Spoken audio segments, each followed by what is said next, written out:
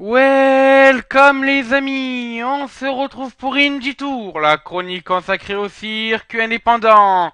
Et aujourd'hui on est mercredi c'est Wing of Honor. Et oui, nous allons continuer notre chronique sur les résultats de Winter Warrior Tour.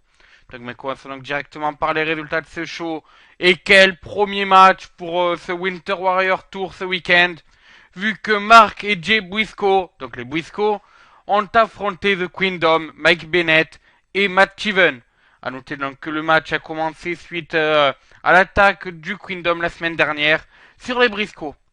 Voilà, donc le match a commencé même avant que la cloche sonne, vu que les deux équipes se sont battues à coups de chaise pendant quelques minutes avant que la situation se rétablisse et que les quatre lutteurs remontent sur le ring.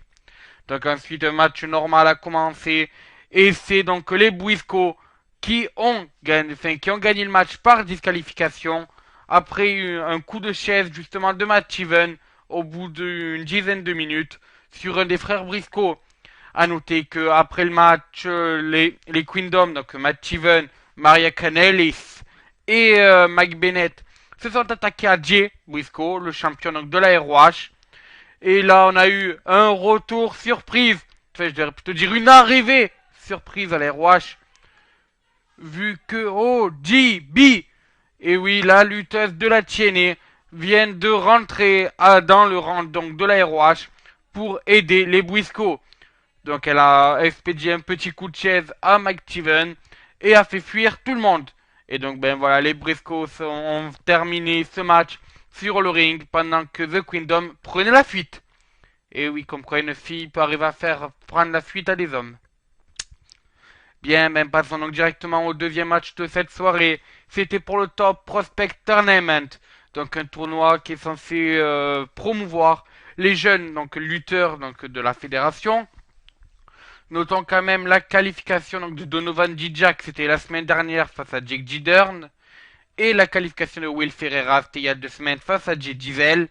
Et ben là, c'est Beer Money City Boiser qui s'est qualifié lui aussi en battant cette fois Mike Lee Webb. Donc, vous l'avez compris, il reste plus qu'un match dans ce Top Prospect Tournament qui opposera Ashley Six à Delton Castle. Donc, au niveau donc de la carte des semi-finales du Top Prospect Tournament, ça sera Will Ferrara contre Beer City Boiser, Donovan Dijak qui affrontera le gagnant de Dalton Case contre Ashley Six. Voilà. Donc, vous connaîtrez les 4 demi-finalistes la semaine prochaine. Et donc, passons enfin au main event de la soirée. Quel main event! Un match, on va dire qu'on attend déjà depuis des mois, depuis qu'on a appris la signature de Hell Patron.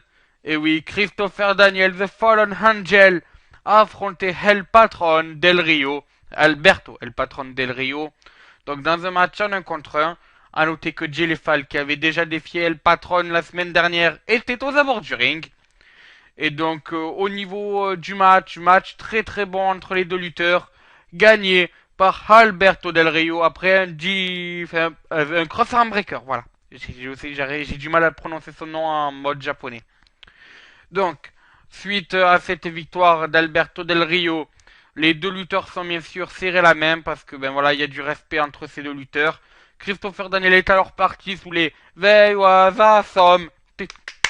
They was awesome. Et donc Jay Lethal est monté sur le ring afin de demander des excuses à Del Rio pour un soi-disant manque de respect la semaine dernière.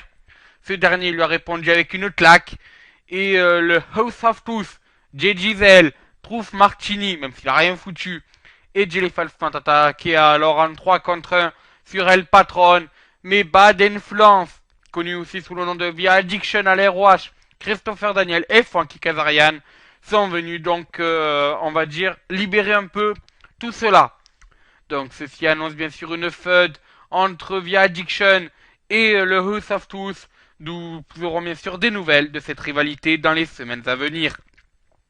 Donc sinon, on parle d'Alberto Del Rio, ou Alberto El Patron, comme on devrait l'appeler maintenant.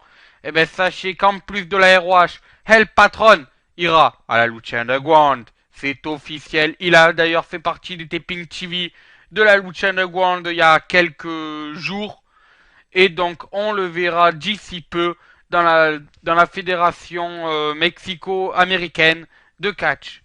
Donc voilà, bien sûr, hâte de découvrir El Patron à la LU, comme on l'appelle en off. Et puis ben voilà. En tout cas, bravo à Alberto El Patron pour sa première victoire à l'ROH. Son prochain adversaire devrait être Roderick Strong. Et ensuite, il devra affronter ACH. Voilà, ça c'est pour son principal programme. Les autres matchs annoncés pour lui ne sont pas encore dits au grand public. Mais voilà, en tout cas, El Patron est bel et bien à la ROH et bel et bien à la Lucha Underground. Voilà, bon, bien sûr, sûrement cette annonce de joie, vu que ça faisait des mois déjà qu'on attendait le retour d'El Patron dans une grande fédération de catch. Moi, dois vous laisser très bonne fin de mercredi à vous. Et donc, moi, je vous dis à ciao, bonsoir, les amis.